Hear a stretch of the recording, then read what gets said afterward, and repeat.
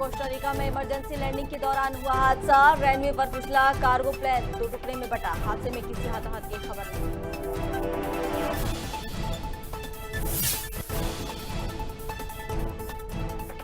इंदौर के भंवरकुआं में पुलिस और नगर निगम की संयुक्त कार्रवाई। 25 अवर्स होटल पर चला बुलडोजर। अवैध रूप से किया गया था निर्माण।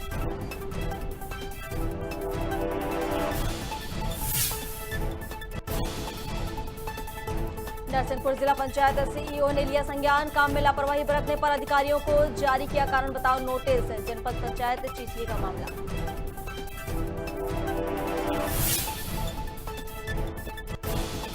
श्योपुर जिले में परियोजना अधिकारी और पत्नी की दबंगई। ड्राइवर से किया दुर्व्यवहार। ऑडियो सामने आने के बाद कांग्रेस ने उठाई कार्रवाई की मांग।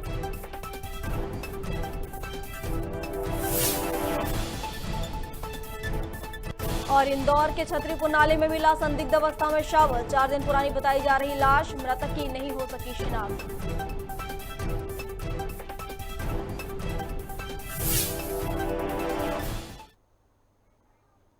नमस्कार, खबर भारत देख रहे हैं आप। मैं हूं आपके साथ प्रियंका। चलिए बढ़ते हैं खबरों की ओर। सीईओ जिला पंचायत डॉक्टर सौरभ संजय सोनवड़े ने जनपद पंचायत चिचली की मुख्य कार्यपालिका अधिकारी प्रतिभा परते को कारण बताओ नोटिस जारी किया है। बताया जा रहा है कि यह नोटिस कर्तव्यों के प्रति लापरवाही और उदासीनता के चलते दिया गया है। इतना ही नहीं, मुख्य कार्यपालन अधिकारी को समयावधि में समाधान कारण जवाब प्राप्त नहीं होने पर एक पक्षीय कार्रवाई की चेतावनी भी दी गई है।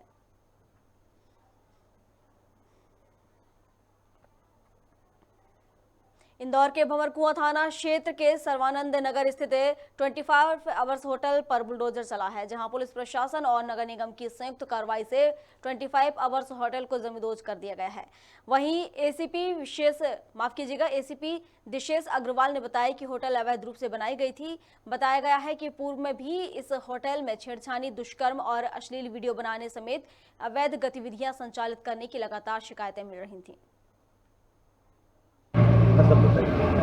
ये थाना भंवरकुआं क्षेत्र का मामला है। होटल 25 आवर्स जो भोलाराम उस्ताद मार्ग के समीप स्थित है, आज यहाँ जो रिमूवल की कार्रवाई चल रही है, जो अवैध निर्माण है उसको गिराया जा रहा है और जो है ना पुलिस और प्रशासन दोनों और नगर निगम की टीमें यहाँ लगी हुई हैं। सब क्या अवैध है यहाँ पर? जो बिल्डिंग की परमिशन न होने के कारण और साथ ही साथ अवैध मतलब कुछ गतिविधियों के संबंध में जो है जानकारी मिली थी। अवैधानिक गतिविधियाँ यहाँ चलती हैं। पूर्व में भी शिकायतें मिली थी। देखिए, यहाँ पर एक 25 आवर्स एक होटल बना हुआ है। लगभग 12,000 स्क्वायर फीट पर इल्लीगल निर्माण किया है। पूर्व में इसमें नोटिस दिए गए थे, किसी भाटिया का है और लगभग 5 फ्लोर का 50 से ज़्यादा कमरों का होटल बनाया है। लगभग 9 प्लॉट्स का संयुक्तिकरण करके बनाया है। पूरी तरह इल्लीगल श्रेणी में आता है। साथ ही कुछ समय पहले इसमें कई सारी इल्लीगल एक्टिविटीज़ की भी शिकायतें थाने में दर्ज हुई थी। इसी सभी कारणों को आधार मानते हुए नोटिस इशू किए गए, अंतिम मौका दिया गया, फाइनल आदेश जारी किए गए कि इल्लीगल निर्माण है, अब इसको हटाइए। भिंड जिले के प्रत्येक थाना क्षेत्र में किराएदारों के सत्यापन के लिए अभियान चलाया जा रहा है। इस संबंध में एसपी शैलेंद्र सिंह चौहान ने बताया कि पीएचक्यू के निर्देश के बाद जिले में वेरिफिकेशन का कार्य करवाया जा रहा है। उन्होंने बताया कि मकान मालिकों को अपने किराएदारों का वेरिफिकेशन करवाना अनिवार्य है। यदि मकान मालिक ऐसा नहीं करते हैं तो उन पर वैधानिक कार्रवाई की जाएगी। सभी से यही अपील करूंगा भिंड वासियों से कि देखिए, कोई भी किराएदार है, यदि किसी व्यक्ति को आपने अपना किराएदार रखा है तो ये आपकी नैतिक और वैधानिक जिम्मेदारी है कि आप उसका जो समीपस्थ पुलिस स्टेशन है वहाँ से उसका सत्यापन कराएं। क्योंकि इसमें देखिए, यदि वो संभावित अपराधी यदि है तो आप पे भी जिम्मेदारी आती है कि आपने कहीं किसी अपराधी को संरक्षण तो नहीं दिया है, इसकी जिम्मेदारी आप पे आती है। दूसरा कि अगर वो अपराधी है तो कल को ऐसा भी हो सकता है कि वो आप ही के साथ कोई दुर्घटना घटित कर दे। तो इन दोनों बातों को ध्यान में रखते हुए मेरा सभी से यही निवेदन है और अनुरोध है कि सभी भिंड जिले के वासी यदि जिनके यहाँ पे कोई किराएदार है तो वो तत्काल अपने क्षेत्रांतर्गत जो उनका थाना है वहाँ पे उसका सत्यापन करा लें। और यदि किसी व्यक्ति के पास ये जानकारी है कि कोई इंदौर के एमजी रोड थाना क्षेत्र के छत्तीपुरा नाले में संदिग्ध अवस्था में शव मिला है, जिसकी जानकारी मिलते ही पुलिस मौके पर पहुंची और शव को बाहर निकाला। जांच अधिकारी ने बताया कि लाश 3 से 4 दिन पुरानी है। मृतक का नाम और मौत का कारण अभी पता नहीं चल पाया है। फिलहाल पुलिस ने मर्ग कायम कर शव को पोस्टमार्टम के लिए भेज दिया है और आगे की कार्रवाई शुरू कर दी है। हाँ, ये पता चला था तो उसमें मर्ग कायम किया है हमने और उसकी जांच में मौके पे आए हैं। अभी उसको निकलवाया है नाले के अंदर से। ये जो नदी है कृष्णपुरा छतरी पे, इसके अंदर नाले में इसके ऊपर हाथ थे और तैरती हुई आई है ये कहीं से। तो उसकी कार्रवाई चल रही है। अभी मौके पे हम लोग लगे हैं, एफएसएल पार्टी भी आ गई है। कार्रवाई ये करीब लगभग 3 दिन आसपास होना चाहिए, कम से कम 3 दिन पुरानी होना चाहिए, क्योंकि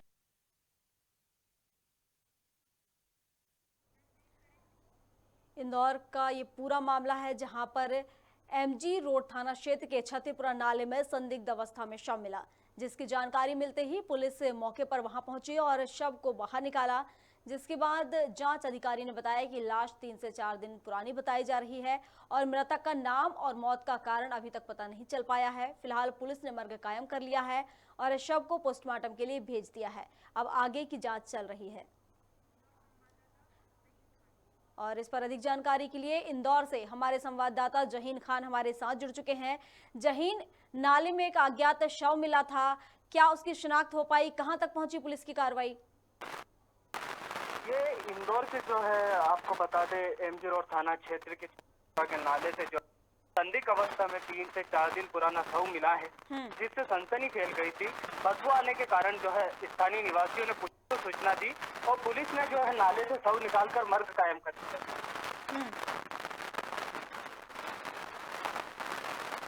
क्या उसकी जांच पड़ताल कहां तक पहुंची? आपकी बात हुई प्रशासन से? इससे जो जांच अधिकारी का कहना है कि मामला एमजी रोड थाना क्षेत्र का है, जहां पर नाले से शव मिला है और इंदौर में ऐसे कई मामले हैं जो अज्ञात शव मिल रहे हैं। कारण जो है पुलिस इसकी तफ्तीश में कर रही है। ऐसा ही ये मामला एक और नया उभर कर इंदौर में सामने आया है, छत्तीपुरा थाना क्षेत्र का, जो कि युवक का शव बताया जा रहा है। अधेड़ युवक का शव है और जो है जिसकी मृत्यु का कारण का जो है पुलिस पता लगा रही है। तो पुलिस ने जो है एफएसएल टीम को भी मौके पर बुलाया है, वो भी जांच कर रही है कि किस कारण में जिसका जो है मृत्यु हुई है। और बड़ी बात यह है कि नाले में एक कितनी दूर से बहकर आया है ये शव, ये भी इसके पुलिस जो है इसकी भी प्रताड़ना कर रही है। और इंदौर में जो बात की जाए, अज्ञात शव मिलने के जो मामले हैं वो थमने का नाम नहीं ले रहे हैं। आए दिन जो है अज्ञात शव मिल रहे हैं पुलिस को।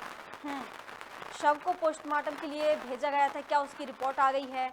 क्या ये पता चल पाया कि आखिर उन नाले में वो लाश कहां से आई थी? फिलहाल पुलिस इस मामले की गंभीरता से जांच कर रही है कि इसके जो है पोस्टमार्टम रिपोर्ट का इंतजार कर रही है और परिजनों को भी तलाश रही है, क्योंकि बड़ी बात यह है कि युवक की शिनाख्ती नहीं हो पाई है। युवक कहाँ है, कौन है और किस तरीके से उसकी पहचान अभी तक हो नहीं पाई है। पुलिस उसमें भी तफ्तीश कर रही है। फिलहाल पुलिस ने जो है पोस्टमार्टम के लिए शव को एमआई अस्पताल में पहुंचाया है। वहाँ पर जो है पोस्टमार्टम रिपोर्ट आने के बाद ही खुलासे हो सकते हैं। बहुत शुक्रिया जहीन आपका हमारे साथ जुड़ने के लिए।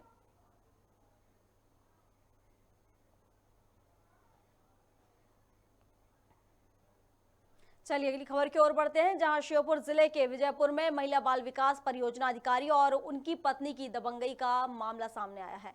इससे संबंध में अधिकारी के ड्राइवर ने थाने में शिकायत दर्ज कराई है। हालांकि ड्राइवर के साथ हुए इस दुर्व्यवहार पर पुलिस ने अब तक कोई कार्रवाई नहीं की है, जिससे परेशान होकर पीड़ित ने मीडिया को इस घटना का ऑडियो उपलब्ध कराया है। वहीं कांग्रेस जिला अध्यक्ष ने भी कार्रवाई न होने पर सवाल खड़े किए हैं।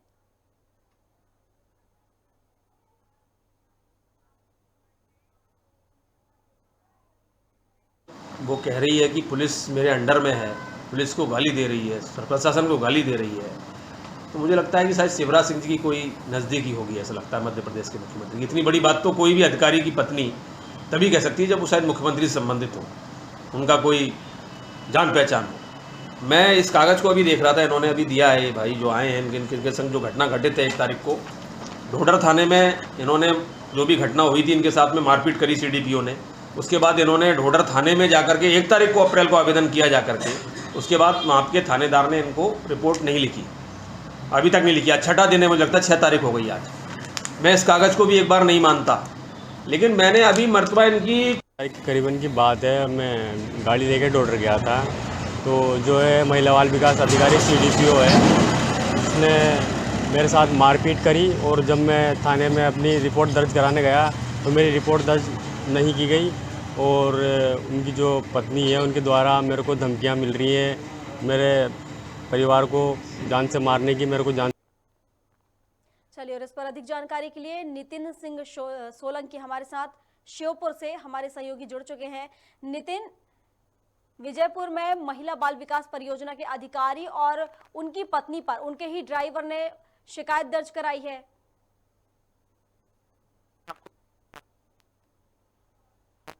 जी नितिन। परियोजना अधिकारी अपने फील्ड विजिट पर गए थे। वहां पर एक गली में से गाड़ी निकालने को लेकर के विवाद हुआ।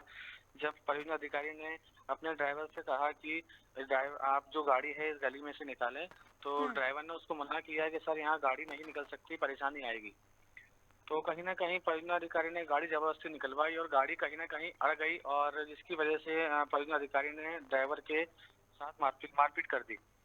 इस गुस्से को देखते हुए जो ड्राइवर था वो लोकलाइट जो डोडर क्षेत्र के थाने पर पहुंचा और वहां शिकायत दर्ज कराई। वहीं पर डोडर थाने से महिला बाल विकास परियोजना अधिकारी और ड्राइवर के बीच में समझदारीनामा करा करके इस केस को रफा दफा किया।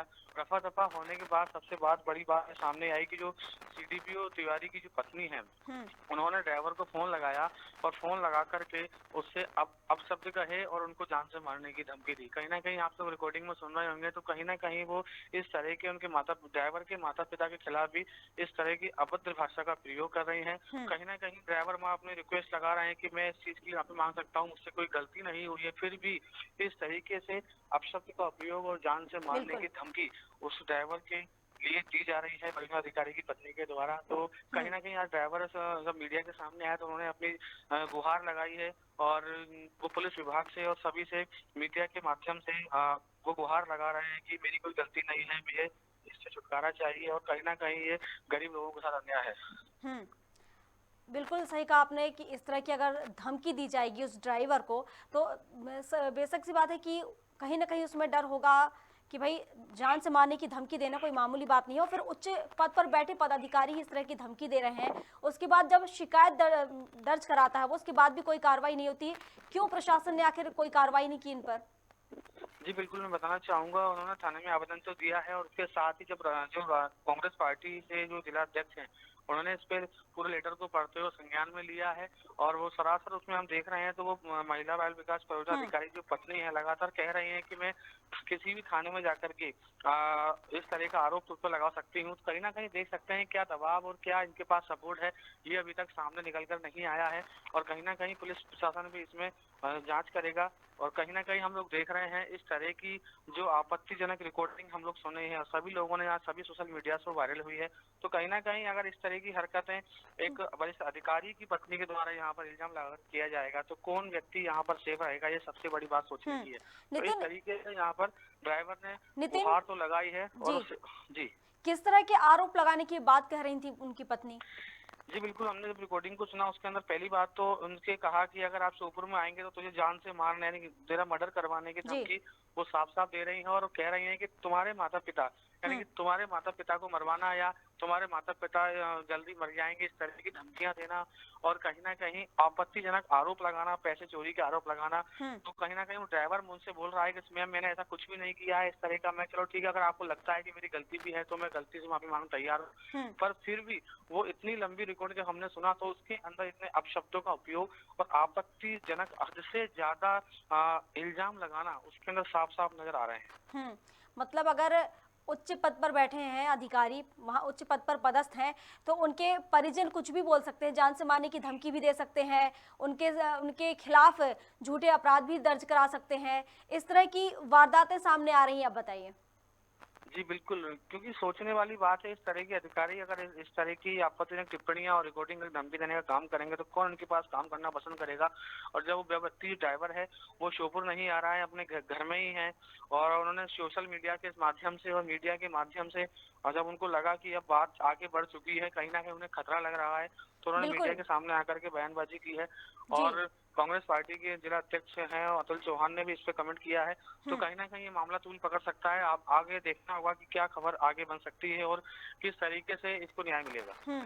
बिल्कुल, जिस तरीके से ये आरोप लगाए जा रहे हैं तो कहीं ना कहीं देखने में आ रहा है कि सीधे तरीके से उस पर एक तरीके से कहना चाहिए कि उसके साथ किया जा रहा है, जो अत्याचार किया जा रहा है एक तरीके से, कहीं ना कहीं उसके शोषण इसको हम देख सकते हैं।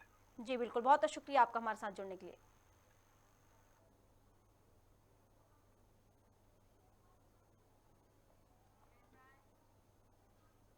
शाजापुर जिले की गुलाना तहसील के गांव बोलाई में भारी मात्रा में गेहूं की चोरी का मामला सामने आया है।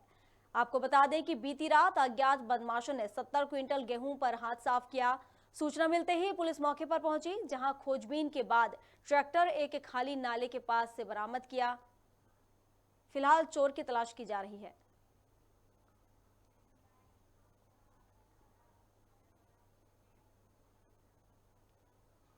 मध्य प्रदेश को माफिया मुक्त बनाने के लिए शिवराज सरकार तरह तरह के अभियान चला रही है। इसी क्रम में deputy collector T N. Upadhyay Dabra पहुंचे, जहां उन्होंने डबरा सिटी के आसपास बनी नहरों का निरीक्षण किया। निरीक्षण के दौरान भूमाफियाओं द्वारा सिंचाई विभाग की जमीन पर किए गए अतिक्रमण के खिलाफ कार्रवाई के लिए अधिकारियों को निर्देशित भी किया। आज स्थल का निरीक्षण किया गया है वहाँ के हल्का अमीन के साथ और अनुभागीय अधिकारी के साथ, और उसमें जो नहर की ज़मीन है उसका सीमांकन कराते हैं, उसे दिखवाते हैं किन लोगों ने जो उस पर कब्जा किया हुआ है, उनको जो है इरिगेशन एक्ट के तहत नोटिस दे करके बेदखली कार्रवाई कराएंगे उसकी। और अगर वो नहीं करते हैं तो उसके ऊपर जो है SDM को और कलेक्टर को उसकी सूचना दी जाएगी, अतिक्रमण की हटवाया जाएगा उससे। मौके पर वेयर हाउस भी बने हुए हैं वहाँ पर, तो वो जो भी मेन रास्ता था, मेन रास्ता बना लिया है लोगों ने वहाँ पे, तो सर उससे क्या? नहीं, वेयर हाउस उनके अपने खुद के।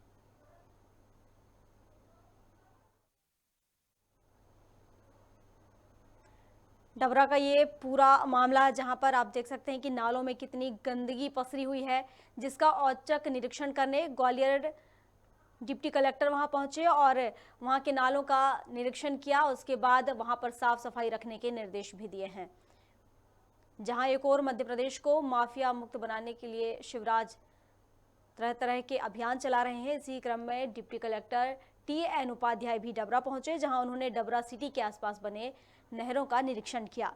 निरीक्षण के दौरान भूमाफियाओं द्वारा सिंचाई विभाग की जमीन पर किए गए अतिक्रमण के खिलाफ कार्रवाई की गई।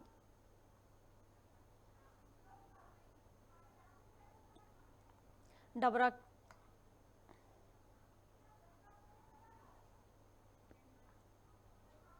मनावर में गर्मी शुरू होते ही जल संकट गहराता जा रहा है। ग्रामीण इलाकों में पानी की किल्लत को लेकर ग्रामीण विधायक डॉक्टर हीरालाल अलावा ने सभागृह में समीक्षा बैठक रखी। बैठक में ग्रामीण इलाकों में जल संकट से कैसे निपटा जाए, इस पर चर्चा की गई। विधायक ने जल संकट की समस्या का समाधान करने के लिए संबंधित अधिकारियों को निर्देशित भी किया। आज मनावर विधानसभा क्षेत्र के उमरबन और मनावर ब्लॉक में भीषण जल संकट को देखते हुए पीएचई विभाग के अधिकारियों के साथ SDM महोदय की उपस्थिति में और हम सभी दोनों ब्लॉकों के जनप्रतिनिधियों की उपस्थिति में समीक्षा बैठक रखी गई है। ग्रामों से जो हमारे पास समस्याओं संबंधित आवेदन आए हैं उनका निराकरण किसी भी कीमत पे करने के निर्देश किया गया है, और जहाँ पे भी अगर कोई समस्या आती है तो हमने विकल्प खुले रखे। आम जनता को प्यास से पानी से नहीं मरने देंगे। हमने जहाँ पे अगर ग्राउंड वाटर गहराई में पहुँच गया है, ग्राउंड वाटर नहीं, वहाँ पे टैंकर से पानी सप्लाई। पलेरा के सेपुरा गांव में श्री राम महायज्ञ हनुमान मंदिर में रामू लिटोरिया बाबा की वेशभूषा में एक पाखंडी जा पहुंचा, जिसने जानवरों की हड्डी से यज्ञ भंग करने का प्रयास किया। जिसकी सूचना मिलते ही बजरंग दल के प्रखंड संयोजक राजेंद्र राय और मंत्री राजेंद्र सिंह भारती मंदिर पहुंचे, जहां आरोपी को पुलिस के हवाले कर कड़ी कार्रवाई की मांग की।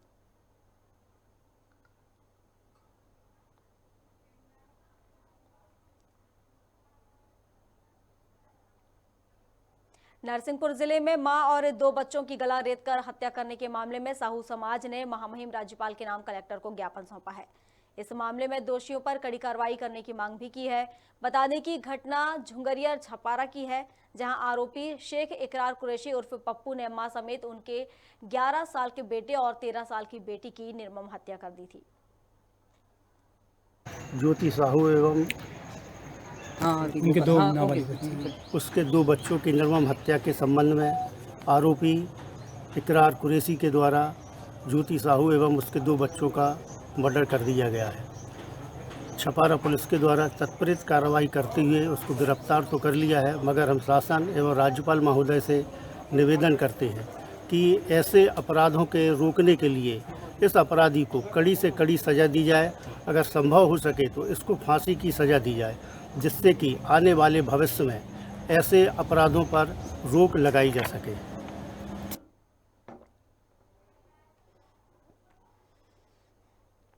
कोरिया के सोनहत से बैकुंठपुर मार्ग में एक युवक का शव मिलने से सनसनी फैल गई है। युवक की मौत का कारण अज्ञात बना हुआ है। मृतक का नाम आकाश गुप्ता बैकुंठपुर निवासी बताया जा रहा है। युवक के शरीर पर चोट के निशान भी हैं।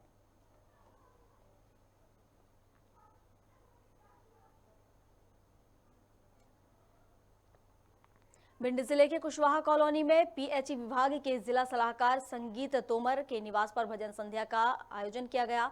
इस दौरान दुर्गा स्तुति पाठ भी किया गया, जहां महिलाओं ने एक से बढ़कर एक भजन गाए और देवी जागरण किया। कार्यक्रम में धर्म लाभ लेने युवा नेता विश्व प्रताप सिंह भी पहुंचे।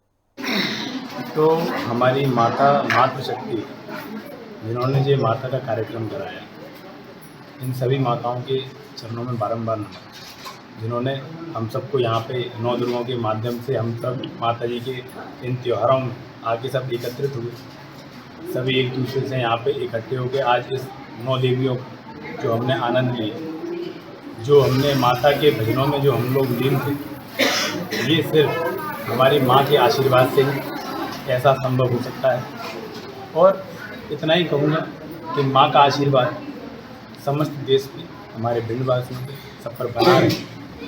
मेरा ऐसा मानना है कि जैसे मेरी पूजनीय माता जी जो है उन्हें बहुत भजन संध्या पसंद थी, और मैं मानती हूँ कि नव दुर्गा जो है मेरे लिए माँ का ही रूप है।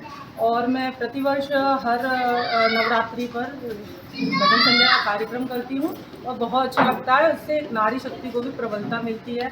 और जो आप देख रहे हैं इतने सारे पुरुषों को, तो इनका जो नारियों के प्रति सम्मान आज मैं देख रही हूँ, तो इस तरीके से भिंड में जो सराहनीय कार्य किए जा रहे हैं उसमें भी इसकी महत्वपूर्ण विशेष आगे के लिए क्या। खबर भारत में खबरों का सिलसिला लगातार जारी है। अधिक अपडेट्स के लिए आप बने रहिए हमारे साथ और देखते रहिए खबर भारत। नमस्कार।